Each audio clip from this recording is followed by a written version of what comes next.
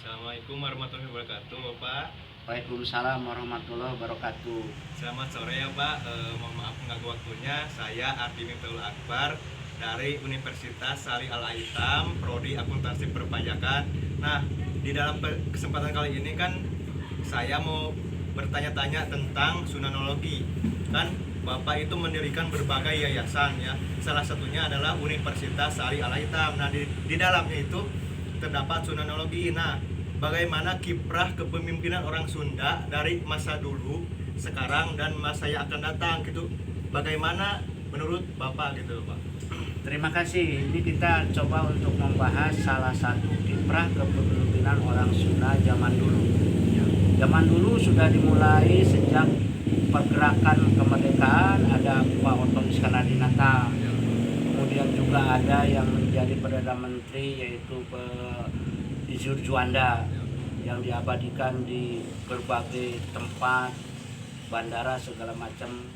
Kemudian juga ada Dewi Sartika, kepemimpinan dari keperempuan. Kemudian juga yang terakhir ini juga ada Menteri Luar Negeri itu Muchtar Kusumaatmadja almarhum, Prof. Muchtar Kusumaatmadja almarhum itu rektor UNPAD yang menggabungkan wilayah perairan Indonesia yang tadinya sekian sekarang menjadi luas begitu.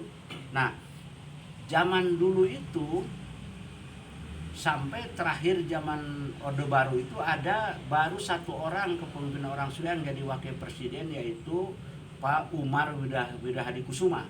Nah, setelah itu ke sini agak tersendat kepemimpinan itu. Jadi kepemimpinan orang Sunda itu mampu bersaing dengan teman-teman suku lain di Indonesia. Memang orang Jawa mendominasi menjadi presiden, tapi kita masa dulu itu banyak sebetulnya dari Hasan Mustafa itu apa tuh kepemimpinan tentang orang-orang Sunda. Kemudian masa sekarang ini ada kesempatan Hayati. Sekarang ini ada kesempatan tahun 2024. Siapa orang Sunda yang penduduknya 52 juta kalau mampu bersatu, siapa yang mau diusung? Nah, ini kepemimpinan yang formal artinya. Karena kepemimpinan ini bisa formal di kenegaraan, bisa juga non formal di masyarakat. Jadi kalau di kenegaraan ada momen yang luar biasa, yaitu tahun 2024 ada pemilihan presiden. Nah, dari Jawa Barat itu mau siapa? Yang santer kan ada Pak Ridwan Kamil, ada tokoh lain. Kalau itu bisa menyatukan dan bisa menggandeng yang lain, saya kira kepemimpinan orang Sunda itu akan mewakili, karena orang Sunda itu adalah jumlah penduduk kedua terbesar di Indonesia setelah orang Jawa. Kemudian kita tarik bagaimana tentang kepemimpinan masa yang akan datang untuk generasi milenial. Memang sangat berbeda, sangat jauh dibanding dengan zaman dulu. Kalau dulu itu adalah masa perjuangan melawan penjajah, kalau sekarang itu malah mengisi kemerdekaan. Maka tidak ada jalan lain selain punya kepribadian, punya harga diri, punya attitude, punya mental yang kuat, punya karakter. Itu harus ditambah dengan dunia sekarang, dunia 4.0, yaitu tentang IT, tentang ilmu pengetahuan. Dulu tidak pernah handphone itu setiap orang mendapatkan handphone. Dulu kalau punya handphone itu orang tertentu karena pakai kabel. Karena dengan kemajuan semacam ini kita juga mengikuti zaman. Jadi tidak bisa disamaratakan bahwa kepemimpinan zaman dulu harus sama dengan kepemimpinan milenial sekarang. Tapi napasnya sama. Pemimpin itu kan syaratnya itu kan jujur, adil, punya karakter, punya visi ke depan, tidak mementingkan diri sendiri kan. Itu umum tuh. Tapi zaman sekarang ini zaman yang memang serba. Kalau mau menggunakan teknologi dan IT kita bisa maju, tapi kalau tidak bisa nyungsep. Nah, saya mau mencoba membagi dua kepemimpinan orang Sunda itu, kepemimpinan formal yang seperti tadi, kepemimpinan non formal. Orang Sunda itu terutama di dalam keluarga. Dalam keluarga itu amat bagus sebetulnya orang Sunda itu, yaitu mendidik para putra putrinya bisa kemandirian. Mendidik putra putrinya sekolah harus lebih dari orang tuanya. Tapi dalam kondisi sekarang ini karena persaingan IRT sangat begitu ketat ya, begitu berat, Nah sekarang itu seperti lomba maraton gitu. Siapa yang cepat itulah yang dapat gitu. Nah ini kepemimpinan orang Sunda itu untuk masa yang akan datang kita siapkan generasi dari sekarang, karena orang Sunda itu ada kritikan yang nyampe ke Akang itu Adi. Orang Sunda itu tidak banyak yang berjiwa entrepreneur, berusaha dibanding dengan teman-teman Cina. Ya. Karena memang dari jumlah penduduk Indonesia itu Cina hanya mungkin 5% atau berapa, tapi bisa menguasai ekonomi kan. Karena memang orang Cina itu ulet sih di dalam berdagang, kuat di dalam mental. Orang Cina itu dibanding membeli rumah mending membeli tanah kan. Rumah biar ngontrak dulu tapi tanahnya besar. Karena mereka berpikiran saya punya tanah sama aja dengan punya negara gitu kan begitu. Ya, betul. Mereka itu kan begitu. Kalau kita kan itu yang harus kita hadapi itulah orang-orang teman-teman yang ulet seperti itu. Bukan sirik, tapi kita harus mencontoh. Tidak ada salahnya kepada teman-teman Cina kita belajar tentang mental berusaha. Agak jarang di Jawa Barat ini atau orang Sunda yang punya usaha seperti orang Cina. Kemudian juga ada yang di bidang pendidikan. Ada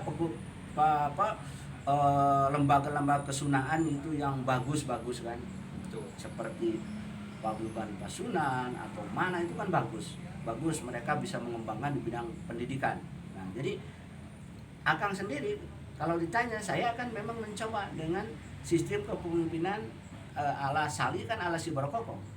Manajemen ini manajemen si Barokoko artinya itu hanya kongkorongok, hanya relasi, hanya kita berkemampuan tapi kita mencoba. Nah, kurang lebih itu Kang Ari. Paling Pak, kalau untuk menurut Bapak ya bagaimana cara meningkatkan semangat anak jiwa muda kita khususnya orang Sunda dalam berkiprah dalam kepemimpinan dan sehingga mampu bersaing tadi dikatakan dengan orang Cina gitu ya Pak. Bagaimana caranya menurut Bapak? Ya caranya tetap kita semangat, tetap kita optimis bahwa begitu kita menyatakan asyhadu alla ilaha illallah wa asyhadu anna muhammadar rasulullah, bahwa Allah lah yang disembah dan Muhammad adalah utusan Allah. Kita sudah semangat di situ. Sudah menggantungkan harapan itu kepada Sang Maha Kuasa. Tinggal dibarengi tadi. Semangatnya jangan luntur. Kemudian perjuangannya juga jangan luntur. Cari ilmunya juga jangan asal-asalan. Jangan, yang paling penting itu keinginan jangan melebihi kemampuan. Kalau di bidang materi, ya. Tapi kalau bidang cita-cita, keinginan harus melebihi kemampuan. Artinya itu cita-citanya harus tinggi, cita-citanya harus dikobarkan terus gitu, supaya anak muda itu semangat. Yang penting juga sekarang ini dalam kepemimpinan sekarang ini anak-anak muda harus mampu bergaul, membuat kalau kata orang sekarang ini apa tuh silaturahmi kalau istilah Islam. Teamworknya bagaimana? Punya teman. Siapa teman yang sebaya, seangkatan, di atas atau di bawah? Semua itu harus masuk ke dalam lingkungan itu, karena pemimpin itu tidak bisa dibentuk dadakan Ayardi, harus berdapat pengalaman. Seorang pemimpin itu tentu harus berorganisasi. Seorang pemimpin itu baik di tingkat formal OSIS, senat mahasiswa, di masyarakat itu Tarka, Karang Taruna, di pemerintahan itu jadi camat, lurah, gubernur, presiden itu kan. Nah seperti itu. Jadi kita ke depan itu anak muda itu memang harus kreatif. Jangan mengandalkan enak, jangan mengandalkan kita itu ingin gampang, supaya orang-orang Sunda itu bergerak. Saya mendorong, kan saya sekarang ini mendorong bagaimana anak muda ini supaya tahun 2045 itu punya jiwa entrepreneur. Makanya saya jelaskan, saya ajak. Seperti Argi sendiri kan kuliah itu oleh Allah tidak dibiayai langsung, ya, tapi digratiskan dengan cara menjadi tenaga pemasaran di SD plus Intan Asali, SMP, SMA dan SMK. Di situ kan Argi punya pengalaman. Bagaimana saya memimpin, menghubungi calon siswa, bagaimana menghadapi orang tua. Mana itu kan salah satu cara bagaimana supaya kita menjadi pemimpin. Sebab kalau tidak coba baca buku, kemudian coba nggak bisa dilatihkan, nggak bisa. Kemudian kan Argi sendiri dagang, umpamakan sekarang ini kan es. Ya betul. Nah, kalau dagang itu kan sudah termasuk malunya ada, keberaniannya ada, telitinya ada. Di dalam kepemimpinan itu sangat. Jadi semua sebetulnya kepemimpinan itu baik yang formal maupun yang non formal itu adalah bagus untuk dilakukan. Yang formal silahkan kerja, yang non formal di rumah tangga, di masyarakat itu kepemimpin. Gitu Kang Ari. Paling satu lagi Pak dari saya untuk khususnya untuk anak-anak muda sekarang, motivasi yang paling ditekankan dari Bapak supaya anak-anak muda sekarang dapat berkiprah dalam kepemimpinan, dapat bersaing gitu ya dengan negara-negara lain seperti Cina, itu apa motivasi dari Bapak?